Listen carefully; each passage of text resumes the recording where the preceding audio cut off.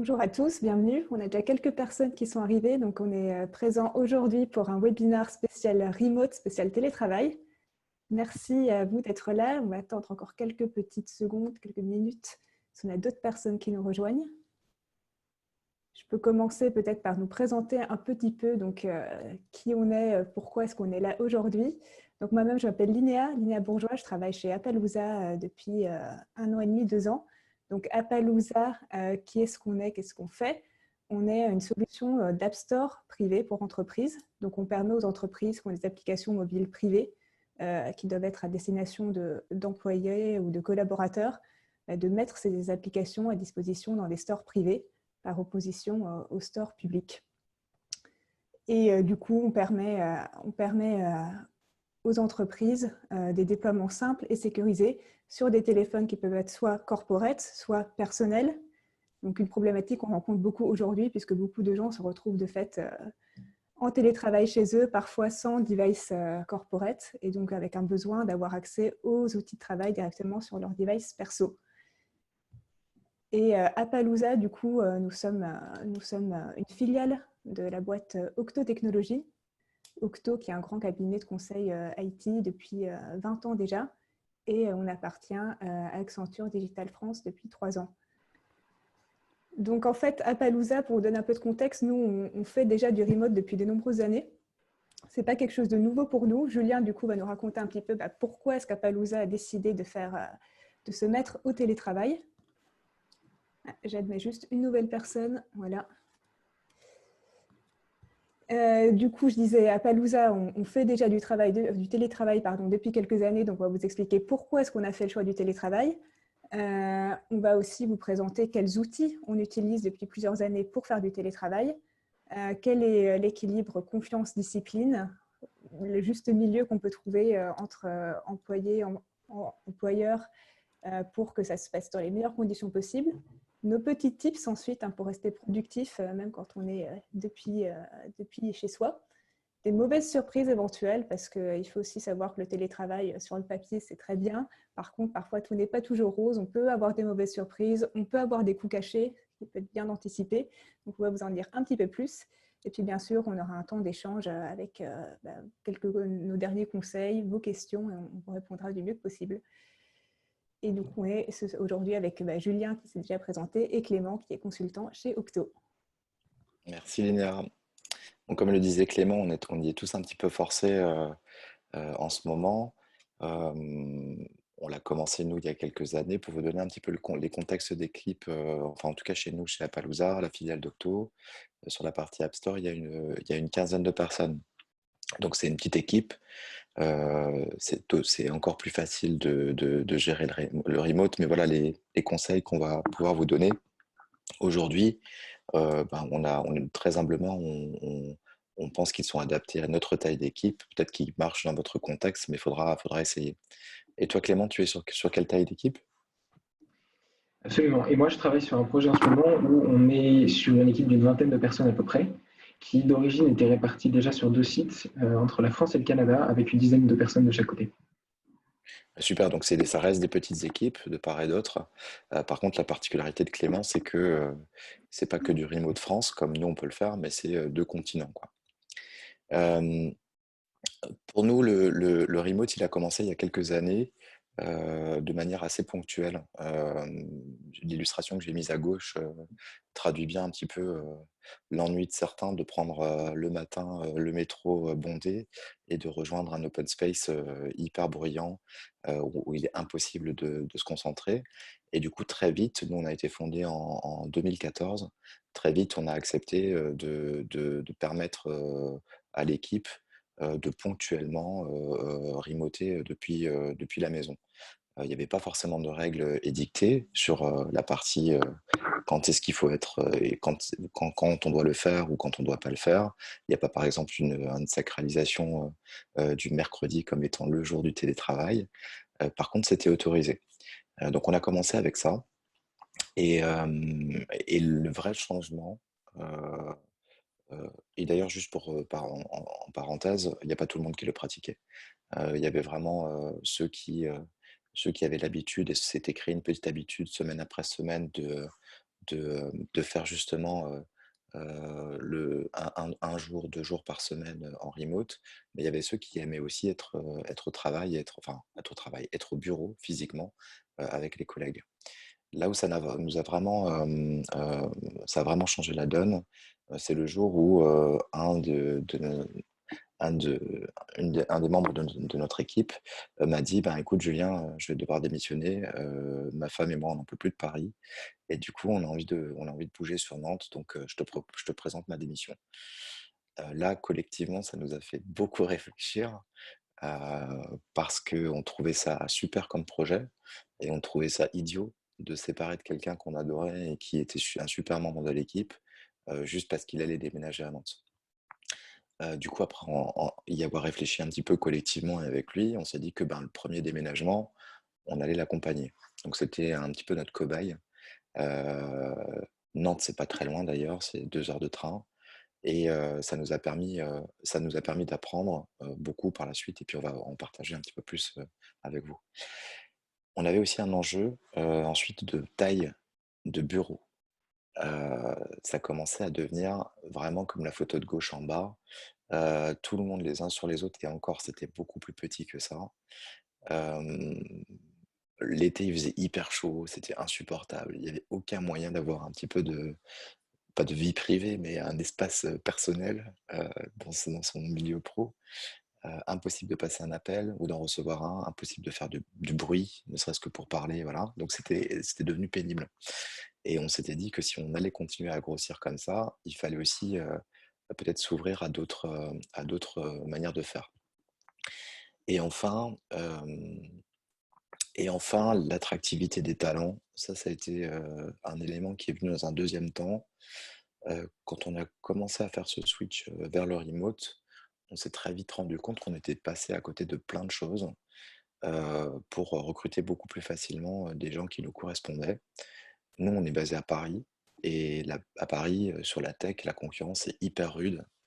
Nous, notre technologie, elle est par exemple utilisée, par Doctolib, et Doctolib, je crois qu'ils sont 800 et ils recrutent, à tour de bras, et se battre, avec Doctolib pour, embaucher des développeurs, par exemple, c'est franchement pas évident.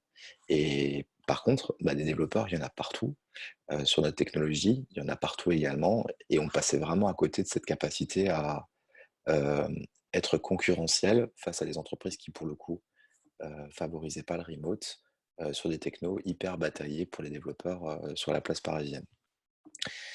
Donc ça, c'était un petit peu le début de notre histoire. Clément, tu veux nous dire un petit peu comment ça s'est passé pour toi? Oui, de notre côté, ça n'a pas été progressif en fait, puisque dès l'origine du projet sur lequel je suis, c'était prévu pour être un projet qui était avec des intervenants métiers et business qui sont basés à Paris, mais qui faisait appel à une équipe de développeurs d'une autre entité de l'entreprise qui, eux, étaient basés au Canada. Et donc en fait, dès l'origine, on était sur un fonctionnement en remote, pas tant en télétravail. Il y avait une partie de ça qui s'était déjà instaurée de base, côté de l'équipe du Canada, il y a un jour par semaine où ils étaient tous chez eux, donc ils avaient pu prendre un peu l'habitude de ça. Et en fait, c'est quelque chose qui, sur Paris, est venu de manière assez ponctuelle et spontanée.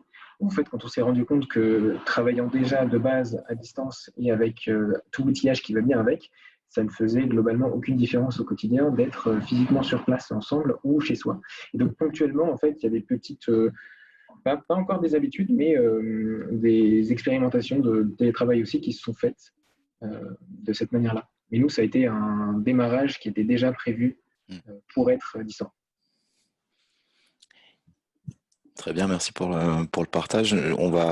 Clément et moi, on va essayer de vous détailler un petit peu, ce qu'on fait au quotidien, comment on gère, cette pratique du remote, à la fois en termes d'outils, donc très pragmatique, mais aussi un petit peu en termes de méthodo, de communication.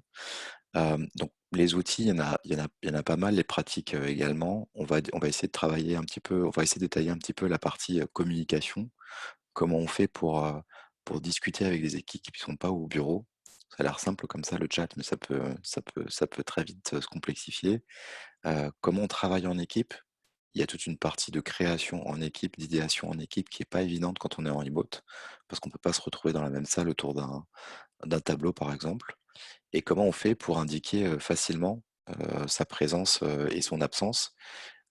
Parce que quand on voit pas le collègue arriver le matin physiquement, on peut se dire, ben, il est là quand même. On peut être tenté de le déranger alors qu'il est en vacances.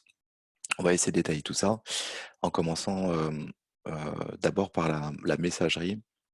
Et là, pour le coup, vous parlez typiquement du cas Appaloosa sur cette slide-là, même si on parlera un petit peu à Clément de la partie documentation d'équipe qu'il vit sur son projet. On s'est très vite rendu compte que le mail était à mettre à la poubelle pour une équipe remote. C'était absolument pas adapté. D'ailleurs, quelques années plus tard, ayant des remotes, on ne reçoit quasiment plus aucun mail de ses collègues. On reçoit soit que des updates sur des documents, soit des messages par Slack. Euh, donc de la messagerie instantanée et des mails, on est passé à de la communication plus directe, même si elle est asynchrone, en utilisant Slack, qui permet de gérer des fils de discussion sans polluer le reste, permet de gérer des discussions directes, one-on-one, gérer des appels également, et puis créer des rooms dédiés à des sujets particuliers.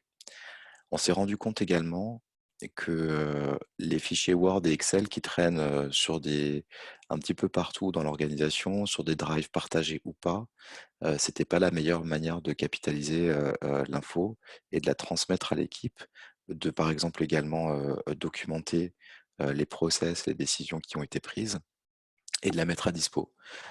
On se retrouvait toujours avec l'info pas à jour, pas trouvable, pas bien partagée, ou avec un employé qui part ou qui quitte la société avec ce document-là. Et du coup, on perdait vachement en efficacité là-dessus. Nous, personnellement, dans l'équipe, on a décidé de remplacer absolument toute la .doc.excel par un outil qui s'appelle Notion, qui permet très simplement de créer un espace personnalisé de travail collaboratif qui contient à la fois du document texte, de la documentation interne par exemple, ou même de la documentation pour les clients, du tableur simple, et également du média. Donc on a très vite bougé là-dessus pour permettre en fait d'avoir la même base documentaire pour tout le monde et d'avoir aussi quelque chose de très rapide à faire évoluer. Mais la documentation d'équipe, ça a toujours été une grosse douleur. Je crois que vous êtes en cours de migration ou de construction, Clément, de votre côté. Oui, tout à fait. C'est un sujet qui est venu assez tardivement sur la table parce que vu la taille de l'équipe et les ambitions du projet, on n'avait pas ressenti le besoin jusque-là de documenter tout ce qui se faisait. En fait, la documentation vivait à travers le produit lui-même en fait, et les user stories sur Jira pour ceux qui pratiquent. Mais en intégrant des nouvelles personnes récemment dans l'équipe, le besoin de centraliser la documentation et de mettre toutes ces informations à disposition de nouvelles personnes rapidement et facilement s'est fait sentir. Et donc, c'est un chantier en ce moment, puisque ce sera une situation qui sera de toute façon amenée à se reproduire à l'avenir. Et donc, nous, on a choisi Confluence comme outil pour centraliser tout ça, pour son lien avec Jira qu'on utilise déjà pour le ticketing et le suivi de projet.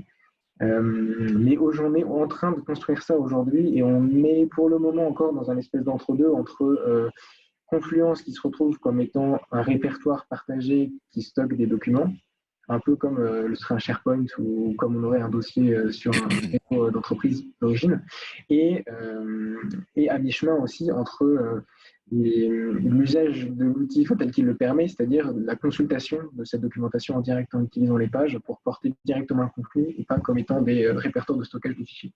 Donc tout ça est en train de se mettre en place et en tâtonnant un petit peu là-dedans, en fait, on se rend compte que l'entre-deux actuel cause plutôt. Enfin, on se retrouve avec les mêmes problèmes que ce qu'on peut avoir ailleurs, c'est-à-dire que aller savoir si l'information est toujours à jour, modifier l'information quand une autre personne a déjà ouvert le document de son côté mais l'a pas encore mis à jour, on perd de l'information là-dedans. Et donc on est en train de mettre tout ça en place pour utiliser les outils tels qu'ils sont destinés à l'être et qui puissent nous servir au mieux de ce qu'ils peuvent faire. Merci Clément. On a les mêmes problèmes dans toutes les équipes en termes de documentation, euh, d'équipe et de capacité à rendre ces documents vivants et toujours à jour. Moi, je vous invite effectivement à essayer de voir si Confluence pourrait vous convenir, ou Notion, ou d'autres qui existent sur le marché d'ailleurs. Et le dernier point, sur lequel on a pas mal évolué, bah, quand on a eu nos premières remotes, on était très audio, très téléphone, voilà. Et ça, en fait, ça montre énormément ses limites. Quand vous avez besoin de discuter avec quelqu'un qui est tout le temps à distance, ou quand vous avez des équipes tout le temps à distance, il faut privilégier une meilleure qualité de communication, à la fois techniquement, c'est-à-dire avoir la clarté dans l'audio, mais surtout s'ouvrir à la vidéo pour essayer de maintenir un contact privilégié avec les gens qui sont à distance. Il y a énormément de solutions qui existent. Nous, on utilise Zoom, qu'on utilise maintenant depuis 2 ou 3 ans, qui est super bon en qualité vidéo et qualité audio également, et dont on est super satisfait, qu'on utilise à chaque meeting, que ce soit de l'informel pour des jeux du midi, ou que ce soit des entretiens individuels, ou des moments et des rituels d'équipe. Et les outils et les pratiques, c'est une chose. Nous, on a, comme vous voyez, ça c'est une capture d'écran d'un de nos moments de stand-up, où vous avez quelques personnes en remote, et vous avez également la salle qui est dédiée au remote. Alors cette configuration-là, elle a pas mal évolué. Sur Appaloosa, pour vous rappeler, on est une quinzaine de personnes, et vous avez 5 personnes qui sont en full remote. Du coup, vous avez quand même une majorité de gens qui sont au bureau et à Paris. Et pour faciliter l'échange entre les remotes et Paris, on a pas mal itéré autour des solutions possibles pour faire en sorte que ce soit hyper fluide. En un clic, pouvoir rejoindre la réunion, pas avoir à configurer, chercher le numéro de téléphone, vous reconnecter. Bref, vous connaissez les galères des vidéoconférences. On a commencé par un ordinateur posé sur une table. On y a adjoint ensuite une webcam. Ensuite, on a adjoint un micro. Ensuite, on a fait cet espace dédié que vous voyez là avec cette table. Et depuis, on a même fermé cet espace-là pour en faire une salle remote complète. Euh, Cette salle, elle est hyper importante pour nous, parce que quand vous avez besoin de discuter avec quelqu'un, vous y rentrez, vous cliquez sur un seul bouton et vous êtes connecté. Donc il n'y a pas l'ID de la réunion, le mot de passe, le machin, le truc. Ça fonctionne tout le temps, les machines sont tout le temps allumées, et l'équipement sono est parfait. Et donc ça, si vous avez une équipe qui est moitié remote par exemple, je vous conseille de le mettre en place. Ça évite vraiment énormément de problèmes de setup et de friction pour arriver à se parler facilement. Cette salle-là, elle est utilisée pour de l'individuel, des réunions d'équipe de création, euh, ou les rituels type stand-up, rétro, démo, etc. Parce qu'on est une équipe de développement. On a cherché en fait à trouver les 3 alliés de choix qui peuvent vous aider à mieux communiquer quand vous êtes en remote. Et alors vous voyez que pas tous d'entre nous ne le portent, mais le casque micro, et encore je l'ai trouvé avec un petit peu de chance, le micro-casque, il est hyper pratique. Vous allez passer beaucoup de temps au téléphone, ou en tout cas en discussion. Vous allez beaucoup parler et vous allez beaucoup écouter. Autant vous dire que les écouteurs d'iPhone, au bout d'une journée, c'est assez fatigant. Et du coup, vous équipez vos équipes de ce micro-casque-là. C'est assez essentiel pour bien s'entendre et être confort dans ces échanges. Évidemment, quand tout le monde est connecté sur un Zoom ou une solution de vidéoconf, c'est horrible de tous parler en même temps.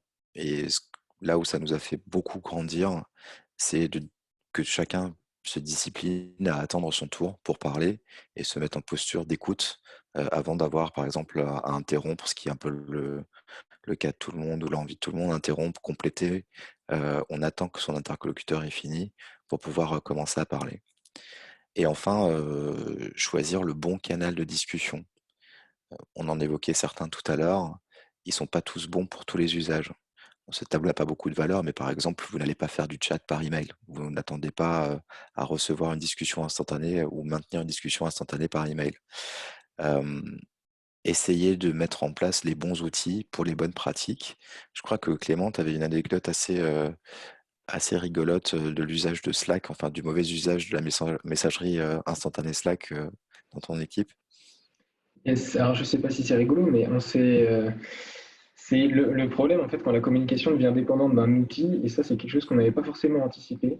On a fait rentrer récemment une personne dans l'équipe qui avait un usage de Slack qui, en fait, s'est retrouvé n'être pas le même que celui qu'on avait l'habitude d'utiliser et qui fonctionnait, mais de manière informelle. C'est-à-dire que tout le monde spontanément utilisait Slack d'une manière qui convenait. Et là, cette nouvelle personne utilisait les canaux de discussion en mode chat. Et en fait, on s'est rendu compte au bout d'une semaine à fonctionner comme ça que on comprenait plus rien de ce qui se passait. C'est-à-dire que les conversations, les réponses aux questions se trouvaient mélangées dans des fils de sous-conversations et de conversations différentes. C'était impossible de s'y retrouver. Et ça avait en plus un effet annexe qui était que on reste scotché sur le canal de discussion parce qu'en mode chat, à l'inverse d'un mail où on prend l'information et puis on la traite à part, le chat, on est accroché au début par Hello, est-ce que tu es dispo? Et ensuite, jusqu'à ce qu'on ait la fin de la question à travers les différents messages qui arrivent au fur et à mesure, on reste scotché dessus. Et quand il y a plusieurs personnes dans ce canal-là, dont on ne sait pas si elles sont toutes connectées et disponibles à ce moment-là, on ne sait pas qui peut réagir n'importe quand. En fait, on s'est rendu compte qu'on avait tendance à passer un temps fou juste sur les conversations et qu'on perdait aussi beaucoup d'efficacité là-dedans. C'est-à-dire qu'au bout d'un moment, il y en a pas mal de ces conversations qui auraient dû basculer sur un canal audio tout de suite et ça aurait évité des incompréhensions. Donc en fait, ça nous a fait nous rendre compte qu'il n'y avait pas que l'outil, il y avait aussi la manière de l'utiliser. Et c'est-à-dire qu'on a dû reposer des règles sur comment est-ce que finalement on utilise des outils. Et notamment un outil comme Slack, parce que autant un Zoom ou autre qui est mono-usage, on voit assez facilement, il n'y a pas tellement besoin de se mettre d'accord sur beaucoup d'usages, mais Slack, il y a des ramifications qui permettent de la conversation audio, vidéo, chat, par canal, etc. Finalement, ça a valu le coup de reposer un peu les règles de comment on voulait fonctionner et notamment de séparer les canaux de conversation, dans le cœur des canaux, de ne pas discuter façon chat, mais plutôt en posant des questions complètes et puis en attendant des réponses complètes. Quand on veut utiliser du chat, ce sera plutôt dans des conversations individuelles. Et puis d'utiliser les fils de réponse pour clarifier, parce que quand il y a 3 questions qui se succèdent, ce qui aura tendance à être plus facilement le cas à distance, et notamment dans notre cas avec le décalage horaire, puisque j'ai vu qu'une personne a plusieurs questions à poser à l'autre personne qui est à l'autre bout de la planète, et elle n'aura ses réponses que le lendemain. Donc pour éviter de se perdre dans les fils de discussion, en fait, on a dû se remettre un peu au clair sur comment on met tout ça en place. Donc au-delà de la solution elle-même, il y a qu'est-ce qu'on en fait, qui peut vite devenir un piège, et qui mérite de se poser un peu à tête reposée sur les usages. Tu peux nous expliquer comment vous faites justement pour communiquer avec le fuseau horaire? C'est 7 heures de différence, c'est ça? Il y a entre 5 et 6 heures Entre 5 et 6 heures. selon les changements d'heure successifs qu'on a eu là ce dernier mois. En fait, le décalage horaire, il a 2 impacts principaux. C'est un impact qui a des aspects positifs et des aspects négatifs. C'est-à-dire que l'intérêt du décalage horaire, c'est qu'on se retrouve avec que des demi-journées en commun. Et l'intérêt de ça, c'est que toutes les réunions se retrouvent du coup condensées sur les demi-journées. Et à l'inverse, on a des demi-journées qui sont quasiment entièrement libres de réunions à part celles qu'on a internes à l'équipe locale, ou les gens qui sont sur le même fuseau horaire.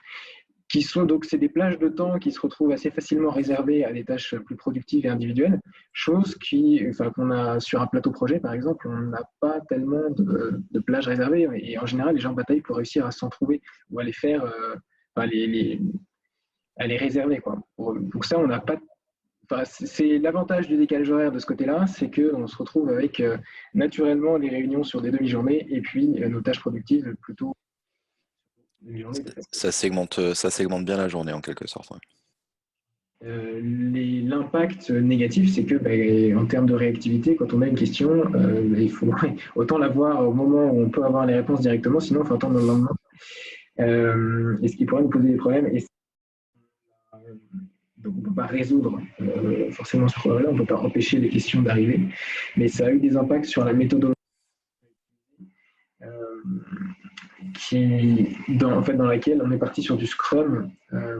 Et ce truc-là nous permet de fixer la majorité des questions structurantes en amont, pour éviter autant que possible que les gens d'une équipe se trouvent, ou quelqu'un d'une équipe se retrouve bloqué en attente de réponse, au mauvais moment. Et ça, c'est quelque chose qui se ressent dans le quotidien, le fait en fait, on est obligé de traiter sur la bonne période les questions structurantes et après de laisser la liberté qu'il faut sur le reste du temps. Et jusque-là, on s'en sort plutôt pas mal. On n'a pas eu de vrais impacts négatifs, de délai en fait, enfin, d'impact de ce délai dans la communication. Mais ça reste un point de vigilance un peu quotidien là-dessus. Ouais, clairement. Et, merci pour le partage. C'est jamais évident pour des fuseaux horaires et c'est vrai que ça impose une discipline de split. Et justement, peut-être comme tu l'as dit, de meilleure préparation lors des rituels ou des rendez-vous de planning ou de road mapping, etc., quoi. Ok. L'équilibre confiance-discipline, ça c'est, j'ai mis ce chapitre-là, enfin cette section-là, parce qu'on me posait souvent la question. C'est vrai qu'il y a quelques années, il y avait quelques personnes qui se lançaient un petit peu dans le remote, et puis quand j'échangeais avec soit des amis, soit des RH, ils me demandaient toujours si j'avais confiance en la personne qui serait en remote, entre guillemets, est-ce qu'elle ne serait pas en train de jouer à la PlayStation quand elle était chez elle. Euh, et pour tout vous dire, j'ai eu un cas comme ça dans l'équipe. Euh, mais ce que je peux vous dire, en tout cas, c'est qu'il faut adapter ses entretiens d'embauche. Euh, il faut arriver à, bien sûr, voir la personne, mais essayer de jauger sa capacité à échanger en mode asynchrone ou en mode vidéo, comme par exemple par le biais de la restitution d'un cas pratique, voir comment elle interagit avec l'équipe, comment elle sait être très claire sur ce qu'elle a fait et très claire sur les problèmes qu'elle a rencontrés. Vous pouvez le voir à l'entretien d'embauche, à la fois cette capacité-là à très bien communiquer et se faire entendre. Vous pouvez également voir à l'entretien d'embauche si la personne a l'expérience du remote. C'est vrai que c'est pas évident pour quelqu'un qui a l'habitude du, euh, du bureau de tout de suite faire le saut en remote. Et du coup, je vous invite à réfléchir à ça et en tout cas valider ça lors de vos entretiens d'embauche, lors d'une embauche d'une personne qui va être amenée à être en remote. Malheureusement, pour tous les cas, on en parlait encore hier en préparant ce webinaire, il faut donner sa confiance a priori, comme je l'ai fait pour tout le monde, tous les gens qui sont partis en remote, et partir du principe que a priori ça se passera très bien. Il faut pas vous faire, il faut pas vous angoisser tous les jours à l'idée que peut-être que la personne a 5 minutes de retard, peut-être qu'elle mange à des horaires décalés, peut-être qu'elle vous vole de la productivité. Il faut pas vous inquiéter de ça. Il faut partir du principe que c'est un rapport de confiance entre les deux parties et que dans l'extrême majorité des cas, ça se passe extrêmement bien. Et quand on a fait la bascule également, il y a eu quelques questions. Ah là là, est-ce que j'ai le droit d'aller chez le médecin? Ça ne dérange pas si je peux aller faire mes courses, m'absenter un petit peu? Non. Il y a vraiment une règle hyper simple pour maintenir cet équilibre-là. C'est à l'employé de se dire qu'il n'y a pas de problème de vivre un peu aux heures décalées, de s'absenter un moment pour aller faire ci ou ça, à condition de deux choses. Ne jamais, jamais, jamais manquer un rituel d'équipe. Vous n'allez pas aller faire vos courses pendant, par exemple, une réunion dans laquelle on parle des résultats de l'entreprise et vous prévenez quand vous le faites. Comme ça, vos collègues sont au courant qu'ils ne sont pas en attente de quelque chose de votre part. Et pour le coup, chez Appaloosa, vous voyez la petite capture de gauche, on a un canal qui sert à dire bonjour, au revoir, et il sert aussi à dire par un tel ou l'autre qu'il s'absente pendant quelques minutes. Et c'est assez naturel chez nous. On poste quasi systématiquement quand on a ces petits moments d'absence. Là, c'est sur une pause déj quasi, c'est pas dramatique, mais si c'est dans l'après-midi ou autre, aucun souci. Du coup, aucun problème à se libérer une partie de l'après-midi ou du temps. Le rapport de confiance, il se fait surtout sur la capacité à ne pas louper des moments importants d'équipe et surtout de la communication transparente à ce sujet-là. On va parler un petit peu des pratiques. Alors, on vous rappelle qu'on est une équipe nous sommes plusieurs équipes de développement. Du coup, ce que vous voyez ici sont des rituels très calqués sur les méthodos agiles, sur les méthodos Scrum. C'est pas forcément adaptable à votre cas pratique, mais pourquoi pas? On a un ensemble de, de rituels immuables et de règles qu'on adjoint à ces rituels également. La présentation des résultats de l'entreprise, on le fait tous les mois avec tout le monde. On fait du planning et de la roadmap court terme, on le fait toutes les 2 semaines, principalement avec l'équipe de dev, mais aussi avec l'équipe sales marketing. Ça donne de la visibilité à tous sur ce que fait la boîte et court terme. On fait la démo toutes les 2 semaines. Ça permet à chacun de montrer ses résultats sur une période un peu longue, montrer ce qu'il a fait. Donc pour du logiciel, ça va être montrer les écrans qui ont été réalisés. Heu, Côté sales, ça peut être montrer, de nouveaux process qui ont été mis en place. La rétro, toutes les 2 semaines, c'est un outil hyper important. C'est fait collectivement. Nous, on est assez petits pour le faire tous ensemble, mais ça peut être splitté par équipe. Cette rétro-là, elle permet d'améliorer collectivement le travail de l'équipe et elle est hyper importante en remote aussi. C'est là que vous allez, vous allez pouvoir, prendre le pouls de l'équipe, et voir, si l'équipe va bien, arrive bien à bosser ensemble, a besoin de s'améliorer ou au contraire a vécu pas mal de succès. Et cette rétro-là, elle est d'autant plus précieuse quand les gens sont en remote puisque c'est le moment où on fait tous le bilan ensemble. Et on se reconnecte, il y a très peu d'occasions en fait de se reconnecter en tant qu'équipe, en dehors de la rétro, ou des bières par exemple. L'O3, c'est un autre outil qu'on pratique chez Octo et du coup chez Appaloosa. L'O3, c'est le one on one, et c'est chez moi, c'est une demi heure, par semaine avec tous les gens que je manage. C'est le moment où on écoute et où on coach, ses managers. C'est un moment privilégié, il faut pas qu'ils bougent. Sauf vacances évidemment, ou en tout cas très peu bouger. Il doit très peu bouger et il doit vous permettre, d'être en posture d'écoute, des gens que vous managez et en remote, c'est le moment, de vous reconnecter un petit peu avec la personne et de comprendre si tout va bien ou si par exemple il y a des difficultés. C'est particulièrement important avec, soit les nouvelles personnes, soit ceux qui font la transition, par remote, mais en tous les cas, on le fait avec tous les employés. Et le daily, c'est tous les jours, pour rendre compte de sa propre activité, heu et c'est à ce moment-là, en fait, qu'on prend la mesure du travail de l'équipe au quotidien. J'ai fait ça hier, je compte faire ça aujourd'hui, je suis bloqué là-dessus, j'ai besoin d'aide là-dessus. C'est le moment, chez Appaloosa, on l'a à 11h45, tous les jours. C'est le moment où tout le monde se connecte et parle du travail de la journée. Et les règles, par contre, c'est que les rituels sont planifiés dans l'agenda, très peu d'exceptions sur les mouvements des rituels. Ils sont prêts dès qu'on les set up en full remote, quoi qu'il advienne, même s'il y a des gens à Paris. Ils sont prêts avec un ID de connexion, avec, la salle, remote réservée.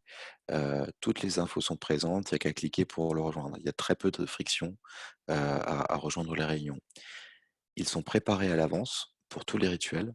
Donc, il n'y a pas ce moment de flottement, on parle de quoi, c'est quoi l'objet, c'est quoi l'agenda? C'est tout le temps préparé à l'avance. Ça commence et ça finit à l'heure et ça veut dire enfin, ça, c'est assez incroyable dans notre équipe, tout le monde est à l'heure, au démarrage des réunions. Heu, mmh, c'est hyper important que, les personnes en remote, en équipe, en tout cas collectivement, l'équipe se discipline à tout le temps être à l'heure. Finir à l'heure, c'est pas toujours évident, on n'y arrive pas toujours, notamment pour les rétros, mais en tout cas, la ponctualité est hyper importante et à la fin, déduire des actions smart, donc des actions, atteignables, mesurables, et du coup suivies qu'on rédige à la fin de chaque, événement et qu'on suit dans le temps pour savoir si elles ont été faites. Clément, je crois que c'est assez, on a des pratiques assez, assez proches, non, sur cette partie-là? On a des équipes assez similaires finalement. Ouais, je partage globalement ce que tu dis. Ce qui est, alors, en fait, c'est beaucoup plus important, entre guillemets, enfin ça l'aide de toute façon, mais à distance, le fait que les meetings se tiennent, enfin qu'ils aient bien été organisés et prévus à l'avance et qu'ils démarrent à l'heure, ça a d'autant plus d'impact que quand on est à distance, on ne peut pas prévenir les gens des changements de dernière minute, ou on ne peut pas s'assurer qu'ils aient l'info à temps. On n'a pas les canaux informels, on ne sait pas si la personne est à côté. Enfin, il y a beaucoup de choses qui se font en fait naturellement quand on est physiquement sur un même plateau et qu'en fait on ne peut plus faire. Et nous, on a vécu ça un peu dans la douleur au début sur les rituels qui se chevauchaient parce que les réunions récurrentes en fait dont on ne pense pas forcément à surveiller le fait qu'il n'y ait pas de conflit d'agenda avec un autre meeting. On a eu pas mal de cas dans lesquels on se retrouvait à découvrir ça à la dernière minute, devoir changer et devoir appeler sur tous les canaux possibles les autres personnes qui devaient participer au meeting pour les prévenir qu'elles ne se connectent pas pour rien parce que ça changeait d'horaire. Donc ça, on ne le fait plus parce qu'on en a bien souffert au début.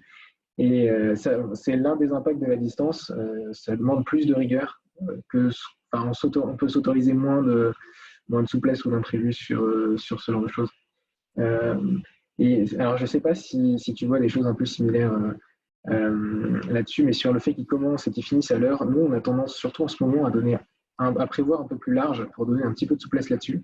Parce que, surtout en ce moment où tout le monde a d'un coup basculé en télétravail et tout le monde dans l'équipe n'avait pas forcément l'habitude, il y a beaucoup d'informels qui se jouent à ce moment-là. Et toutes les petites discussions de machine à café ou autre, ou juste de prendre le pouls de est-ce que tout le monde va bien ou c'est comment chez vous, etc. Mais tout ce qui crée un peu du lien à distance, ça se fait en général au début des meetings, entre ceux qui se connectent un tout petit peu avant et puis les dernières personnes qui arrivent dans les 3-4 minutes du début.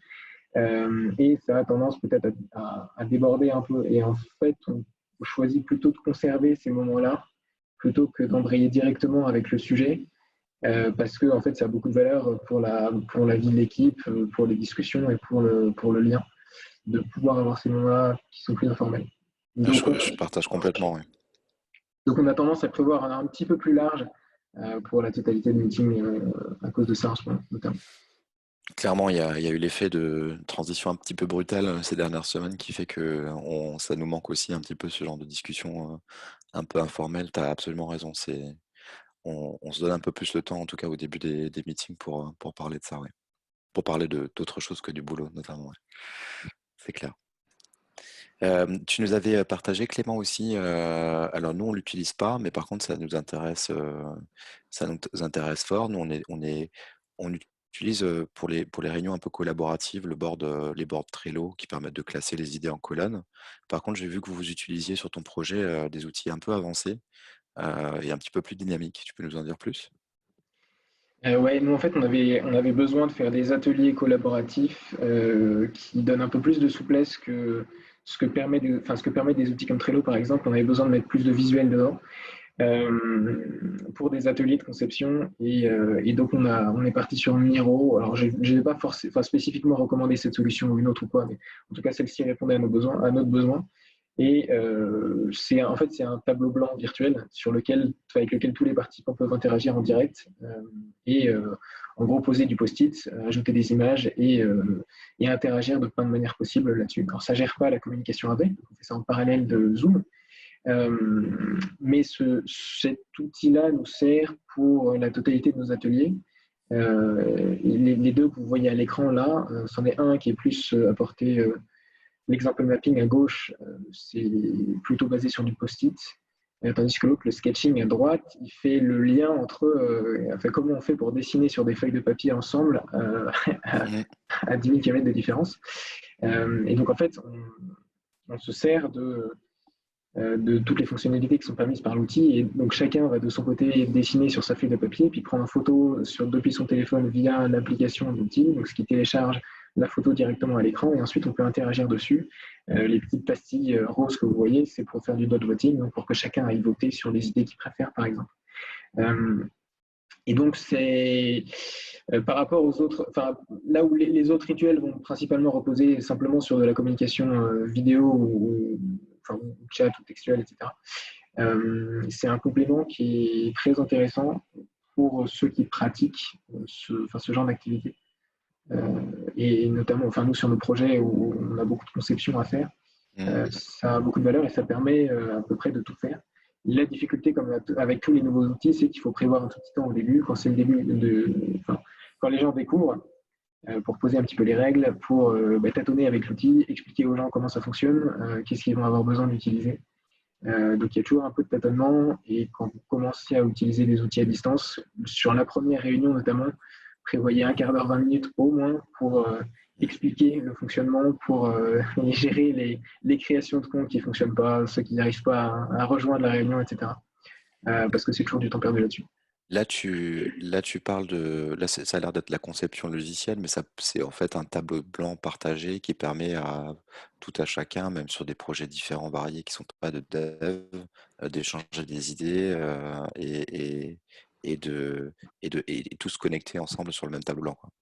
Oui, tout à fait. Et ça sert aussi enfin, il y en a beaucoup qui ont l'habitude sur des plateaux projets ou quoi d'utiliser les murs pour regarder des indicateurs visuels ou d'autres documents à la vue de tout le monde en permanence. Et ça nous sert aussi pour ça. La roadmap du projet, par exemple, avant, on faisait sur un fichier PowerPoint assez classique qu'on se partageait régulièrement. Maintenant, en fait, elle est en permanence là-dessus et quand elle est mise à jour, elle est tout de suite dessus et n'importe qui, quand il se connecte, a les dernières informations à jour. Donc, ça ne sert pas, effectivement, pas que pour des ateliers de conception logicielle, mais pour tout ce qui nécessite, en fait, ou qui peut tirer parti d'un support mural ou visuel ou autre.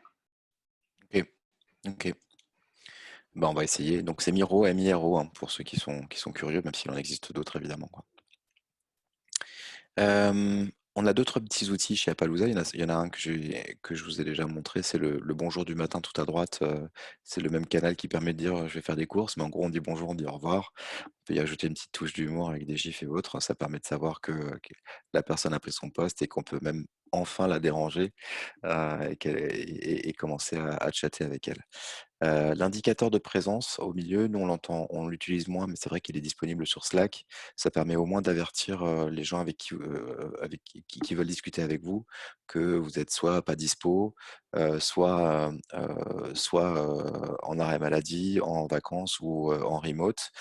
Euh, Nous, on l'utilise pas. En tout cas, je ne le vois pas beaucoup sur Appaloosa, mais j'invite les gens qui sont un peu stressés par Slack à carrément éteindre Slack quand ils ont besoin de faire leurs tâches.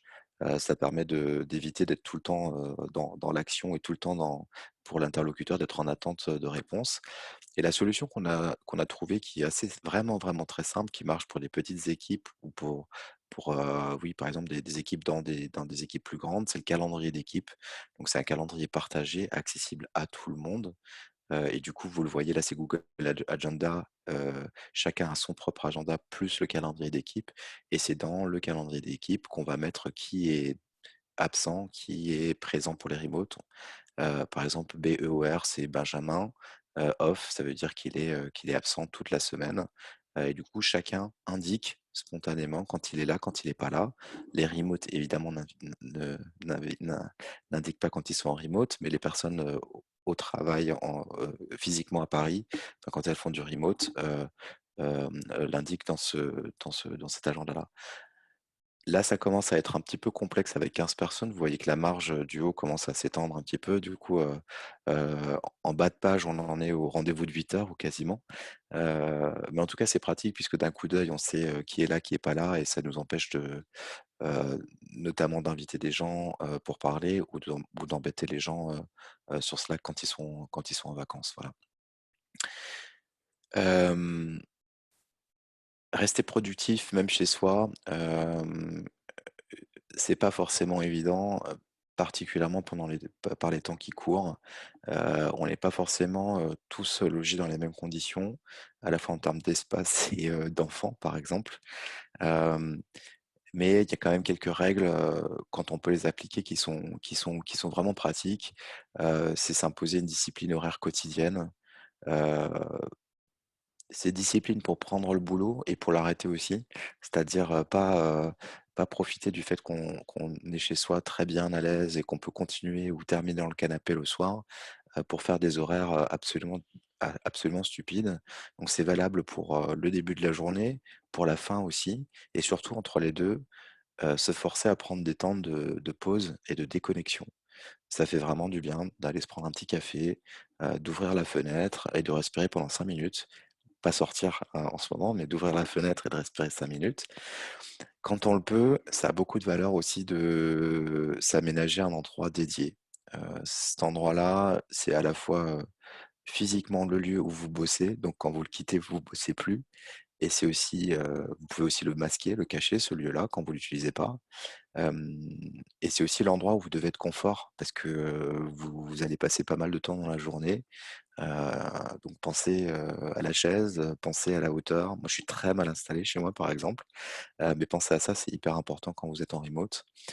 Hem, il y a, je sais plus qui m'a fait la réflexion également, mais c'est l'hyperdisponibilité. Je crois que c'était quelqu'un qui était passé de pas remote à full remote.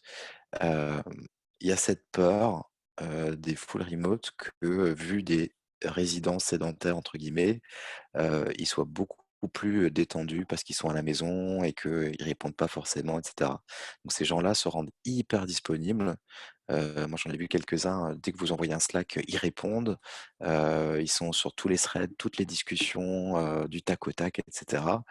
Parce que quelque part, ils ont envie de compenser le fait qu'ils sont absents pour montrer, aux collègues qu'ils sont, dans l'action, quoi. Ne pas se rendre hyper disponible, c'est hyper important. Rester focus, sur ce que vous devez faire, ce que vous devez accomplir. En plus, c'est un super contexte, le contexte, maison, puisque vous pouvez être hyper focus quand vous n'avez pas, le bordel de la photo sur la droite, par exemple. Et enfin, s'accorder avec vos proches et votre famille. Si vous avez la chance d'avoir plusieurs pièces, dans l'appart et ben, quand vous rentrez dans la pièce boulot, plus personne vous dérange à moins que vous en sortiez. C'est hyper important pour maintenir un petit peu cette frontière et ce respect mutuel, et ce calme et ce focus nécessaire pour, travailler à distance. Les mauvaises surprises qu'on a eues, et je vais garder un petit peu de temps après pour les questions, donc je vais avancer assez rapidement en 2 minutes sur les derniers slides.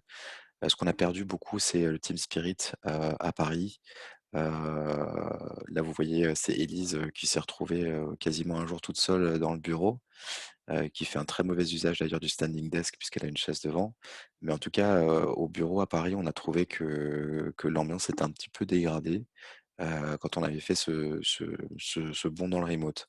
Un petit peu moins de bière, moins de moments de retrouvailles et cetera. Donc c'était, moins de moments de convivialité, donc c'était un petit peu pénible.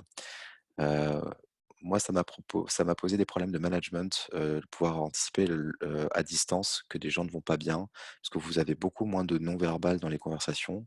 Vous avez beaucoup plus de mal à gérer, un problème, qui peut couver et exploser plus tard, que vous n'auriez pas détecté, et dont personne ne vous en a parlé et encore moins la personne concernée. Donc soyez bien vigilants et utilisez l'outil, par exemple, one on one toutes les semaines pour pouvoir essayer de déceler ce genre de soucis.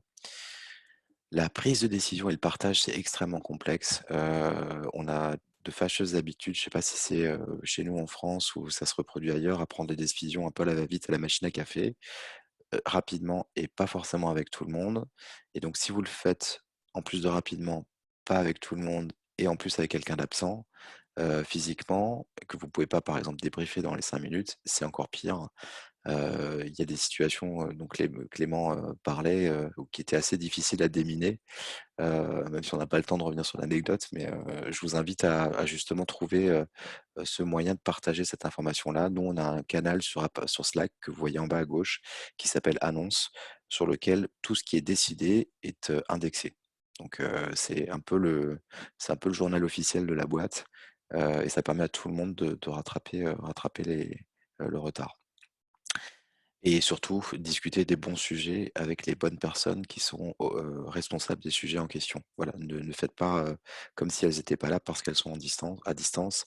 Respectez et impliquez-les dans la discussion. L'engagement, c'est un point important aussi. Garder l'engagement, de l'équipe, c'est hyper crucial. Ça se fait par, le coaching évidemment et par la mesure aussi. Dans les équipes de dev, c'est assez facile, dans les équipes de vente aussi. Vous mettez en place des points de mesure qui vous permettent de voir si, l'équipe va bien, si elle avance bien et s'il n'y a pas une personne qui est un petit peu en retrait ou un petit peu en dessous, dont il faut justement, s'occuper. Et les coûts, ça a été enfin, c'est pas un gros problème, les coûts, puisque c'est pas non plus hyper coûteux, d'avoir des remotes, mais ça peut engendrer des coûts qu'on n'attend pas. Nous, nos contrats, ils sont encore jusqu'à présent pour les remotes des contrats parisiens. localisés à Paris, même si ça va changer bientôt. Ce qui veut dire qu'on prend en charge les déplacements des personnes quand elles viennent nous voir sur Paris à hauteur de 50%. On prend en charge également l'hébergement, c'est normal, hein, évidemment, mais il faut y penser, l'hébergement de ces personnes-là sur Paris. Et on a 4 personnes qui sont regroupées à Bordeaux, de manière assez rigolote. Et du coup, on paye à ces 4 personnes-là 2 jours de coworking par semaine pour qu'elles se retrouvent en remote, mais un petit peu en équipe également, à Bordeaux. Du coup, les coûts, faut arriver à le budgéter. Nous, on estime que ça doit pas être loin de 6 000 € annuels par personne remote pour supporter justement cette chose-là. Et ça va de l'abonnement téléphonique et internet jusqu'à l'hôtel d'hébergement côté du bureau, quoi. Nos conseils très rapidement, privilégiez les moments one-on-one ou à plusieurs. Intégrez vos full remote sur site avant de les laisser s'envoler, entre guillemets. Nous, on fait 2 semaines d'intégration sur site à Paris avant que la personne ne parte. Allez visiter vos remotes. À gauche, je vous ai un exemple d'un week-end qu'on a fait à Tours, où on a emmené l'équipe. On avait un remote à Tours, quelqu'un qui bossait depuis Tours. On en est toute l'équipe et on a passé, je crois, 4 jours à Tours. Du coup, ça fait plaisir à tout le monde. Le remote, il est tout seul, il voit jamais les collègues. On est allé le visiter et puis ça nous fait une sortie d'équipe également. Jeudi, vendredi, on bossait. Samedi, dimanche, on sortait. Surtout, n'hésitez pas à expérimenter de nouvelles façons de faire et des outils, ceux qu'on vous a montrés, mais vous en trouverez certainement plein d'autres qui sont hyper adaptés. Voilà. Justement, pour que ça finisse à l'heure, on n'a plus que 7 minutes. Est-ce que vous avez quelques questions? J'ai vu qu'on avait une personne, tout d'abord, merci Julien, merci Clément pour cette présentation très complète. On a une personne qui nous a posé une question quand vous parliez d'outils, qui nous disait que le Drive, par exemple OneDrive, ne correspondrait pas à un besoin de groupe, qui nous demande du coup qu'est-ce qu'il faut comme outil pour du partage de documents.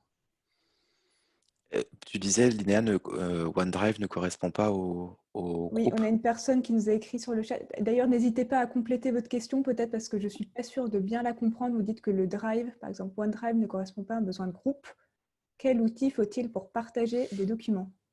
Bah, les documents, ouais, alors effectivement, OneDrive, c'est un petit peu complexe. Ce que je disais tout à l'heure, c'est que les fichiers, on en avait un petit peu marre chez nous et du coup, on a préféré ouvrir un espace où il y a toute la doc. Chez nous, c'est contenu dans une application qui s'appelle Notion, Notion, qui vous permet de faire de la doc facile en équipe et de la doc publique facile aussi. C'est beaucoup moins avancé que Doc, Excel, etc., mais ça nous convient absolument parce que c'est beaucoup plus simple à utiliser. Et Clément avait, je crois, avait suggéré Confluence, c'est ça? Oui, tout à fait, confiance. Après, ça dépend peut-être des contextes. Nous, on est dans un cadre dans lequel on a assez peu besoin de stocker des documents figés et de les Voilà. historiser. On est dans un cadre dans lequel tous les documents sont vivants et ils sont mis à jour régulièrement. C'est de l'information qui est vivante. Je ne sais pas si Confluence serait adapté pour être un espace de stockage partagé ou d'historique de documents. Ça, ouais. Mais je pense que Drive, pour le coup, lui, pourrait servir à ça. Vous avez d'autres questions? Bonne journée à ceux qui nous quittent pour rejoindre leur prochaine réunion. J'avais reçu une question également sur les avantages, Léa, sur les avantages du télétravail. Oui, Pour répondre en l'avantage quelques... principal, selon toi, si tu peux le Le résumer. principal, alors côté employé, c'est la possibilité de gérer ses horaires en travaillant chez soi, évidemment. Allez, j'en rajoute un deuxième, habiter plus loin que son travail, donc éviter les transports, se mettre au vert quand on est urbain, par exemple. Euh, pour l'employeur, il n'y a pas d'avantage direct si ce n'est de satisfaire les employés, de les faire kiffer leur boulot avec un avantage entre guillemets en plus, quoi. Voilà.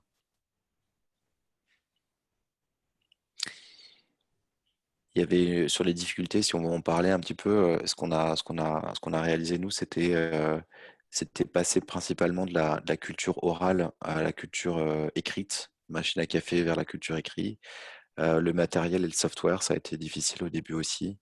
Donc tout ce qu'on a trouvé entre les micros, la salle de réunion et Zoom, on est super content de la réalisation.